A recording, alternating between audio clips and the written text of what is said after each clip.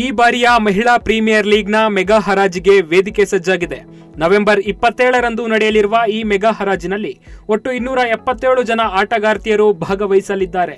ಇನ್ನು women's premier ಲೀಗ್ನ 5 ಫ್ರಾಂಚೈಸಿಗಳು ಹರಾಜಿನ ನಿಯಮದಂತೆ 50 ಭಾರತೀಯ ಆಟಗಾರರು ಮತ್ತು 23 ಜನ ವಿದೇಶಿ ಆಟಗಾರ್ತಿಯರು ಸೇರಿದಂತೆ 73 ಜನ ಮಹಿಳಾ ಆಟಗಾರ್ತಿಯರನ್ನ ಖರೀದಿಸಲು ಎದುರು ನೋಡುತ್ತಿವೆ. ಈ ಬಾರಿ ಮೆಗಾ ಹರಾಜು ನಡೆಯುತ್ತಿರುವುದರಿಂದ ಫ್ರಾಂಚೈಸಿಗಳ ನಡುವೆ ತೀವ್ರ ಬಿಡ್ಡಿಂಗ್ನ ಪೈಪೋಟಿ ಉಂಟಾಗುವ ನಿರೀಕ್ಷೆ ಇದೆ.